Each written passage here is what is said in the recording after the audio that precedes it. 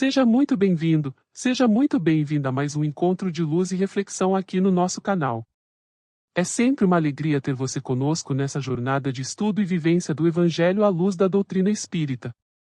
Hoje, daremos continuidade ao nosso projeto de mergulhar capítulo a capítulo no livro O Evangelho segundo o Espiritismo, de Allan Kardec, buscando compreender seus ensinamentos e, principalmente, trazer cada lição para o nosso dia a dia, de forma simples, amorosa e prática.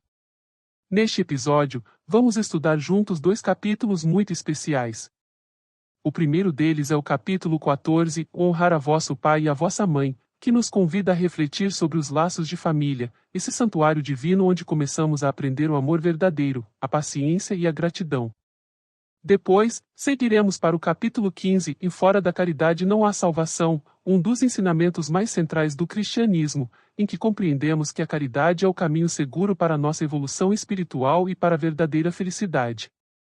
Estes dois capítulos estão profundamente ligados, porque nos mostram que a vivência do amor começa dentro de casa, no respeito aos pais e aos lares em que renascemos, e se expande para além das paredes do lar, alcançando toda a humanidade pelo exercício constante da caridade. Tenho certeza de que as reflexões de hoje vão tocar o seu coração e trazer luz para os seus relacionamentos e para o seu caminho espiritual.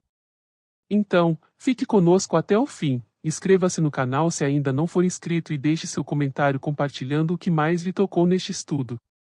Sua participação é muito importante, porque juntos formamos uma grande família espiritual de aprendizado e amor. Capítulo 14. Honrar a vosso pai e a vossa mãe. Sabeis os mandamentos. Não cometereis adultério. Não matareis. Não roubareis. Não prestareis falso testemunho.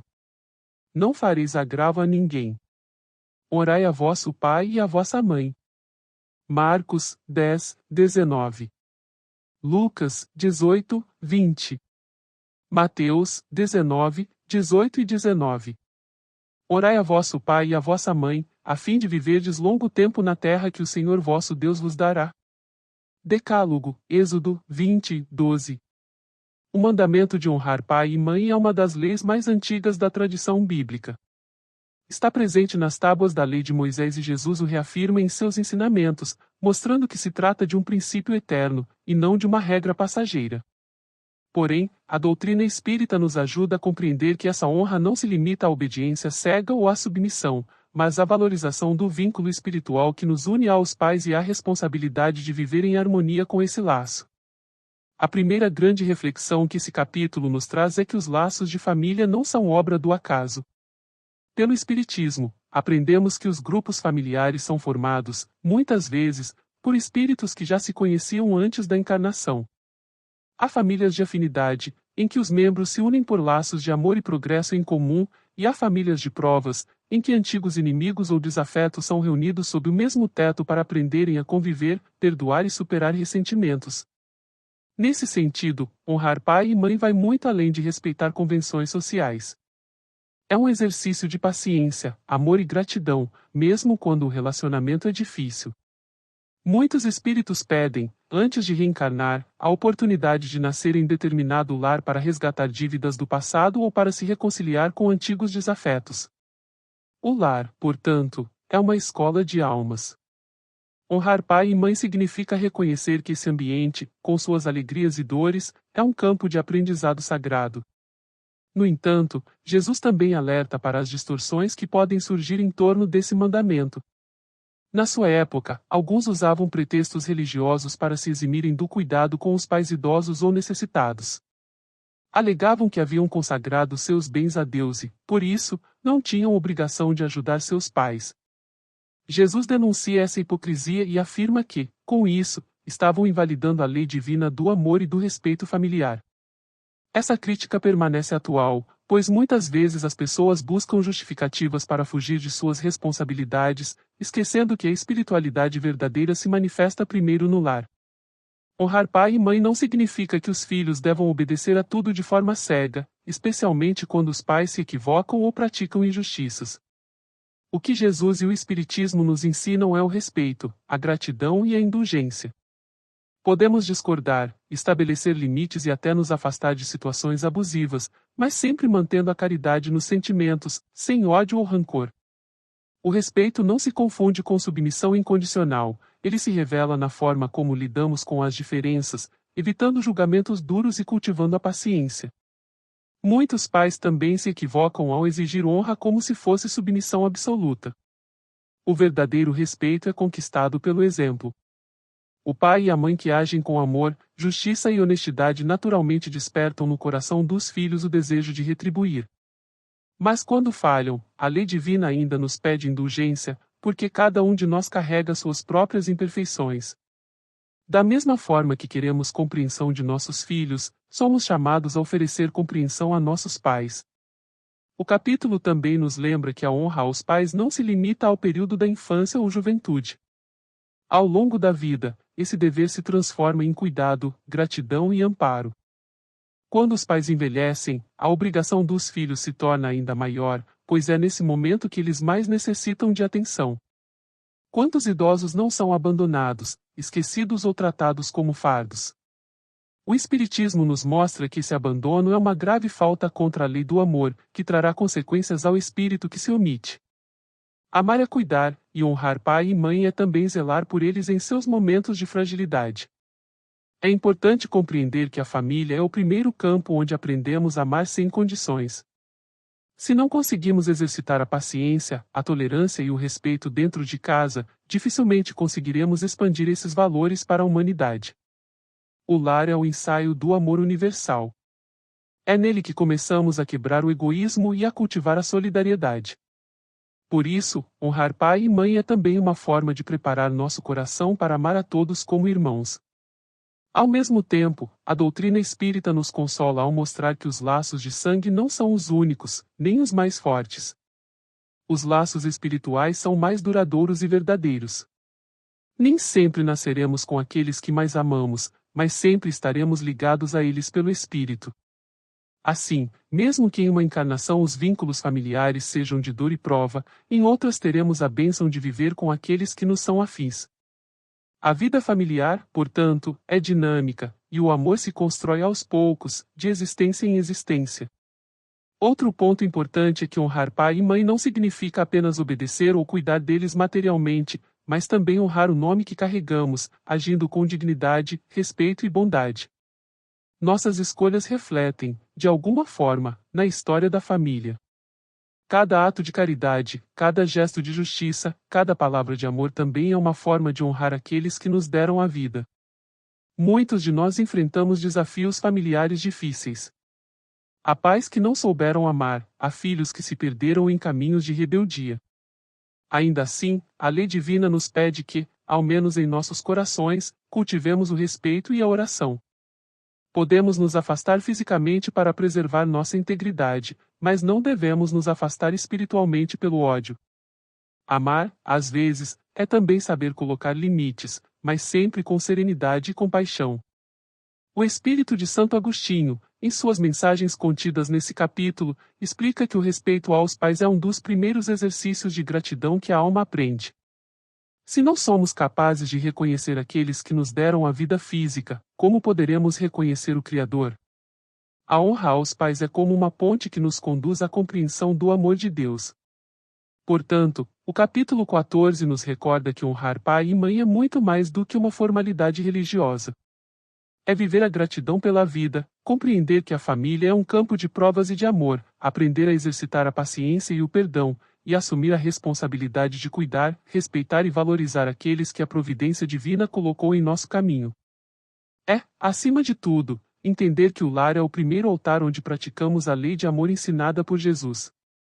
Capítulo 15. Fora da caridade não há salvação. Poucas frases são tão conhecidas no meio espírita quanto esta.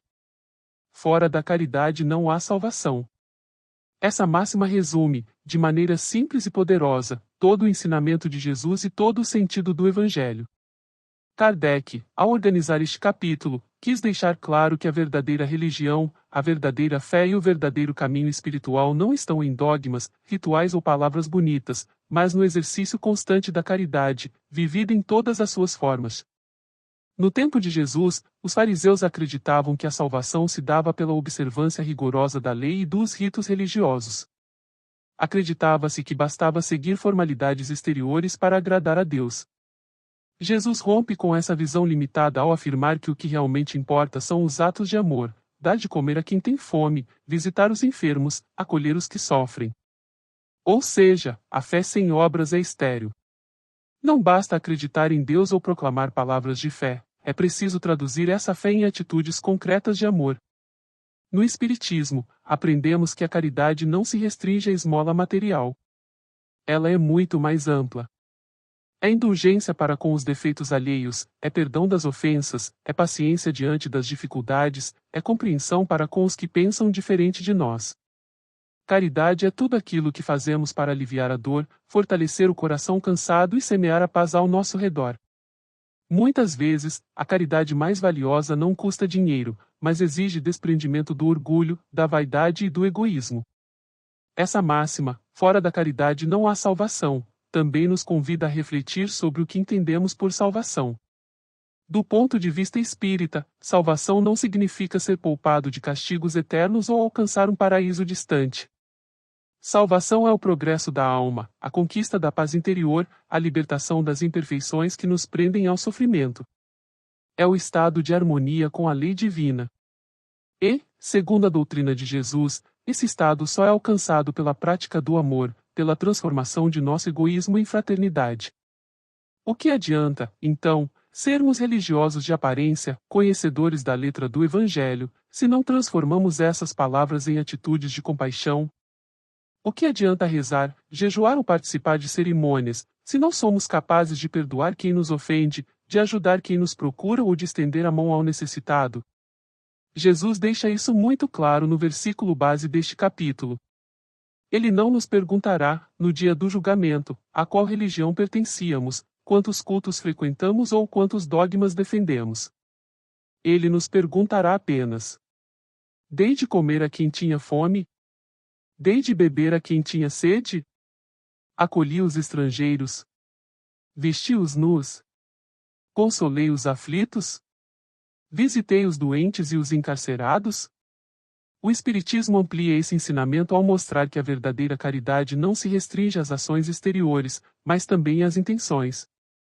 Muitas vezes, um sorriso sincero, uma escuta atenta, uma palavra amiga, um silêncio respeitoso já são gestos de caridade que iluminam mais que qualquer doação material. Isso porque a caridade não é apenas dar algo, mas dar-se, oferecer parte de si mesmo ao outro.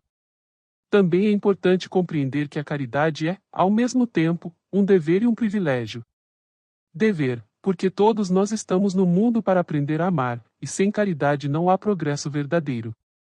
Mas também privilégio, porque cada ato de caridade nos aproxima da luz divina, nos dá alegria íntima, nos liberta do peso do egoísmo e nos oferece a oportunidade de reparar erros do passado. Quantas vezes aqueles que mais nos feriram no ontem se aproximam hoje na forma de pessoas necessitadas de nossa ajuda? Ao estender a mão, não estamos apenas ajudando o outro, mas também curando nossas próprias feridas espirituais. A vida nos oferece diariamente ocasiões de praticar a caridade.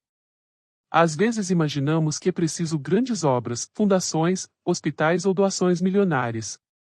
Mas a verdade é que a caridade começa no pequeno. Ser paciente no trânsito, ouvir com atenção um familiar, não revidar uma crítica injusta, oferecer tempo e presença a quem está só. Esses pequenos gestos são sementes de amor que, somadas, transformam o mundo. Outra reflexão essencial é que a caridade deve ser praticada sem esperar retorno. Muitas vezes queremos reconhecimento, gratidão ou elogios. Mas Jesus nos ensina que o verdadeiro mérito da caridade está em fazê-la de coração puro, apenas por amor. Quando ajudamos esperando retorno, transformamos a caridade em troca, em moeda de vaidade. Quando ajudamos em silêncio, sem ostentação, então realmente vivemos a lei do amor. O lema fora da caridade não há salvação também é uma resposta à visão exclusivista de algumas religiões, que afirmam, fora da igreja tal não há salvação, fora da doutrina tal não há salvação. O Espiritismo, ao contrário, nos mostra que todos os caminhos podem conduzir a Deus, desde que o coração seja sincero e a prática seja de amor. Não é a religião que salva, mas a vivência da caridade. Isso inclui pessoas de todas as crenças e até aqueles que não professam nenhuma fé, mas que vivem segundo os princípios do bem.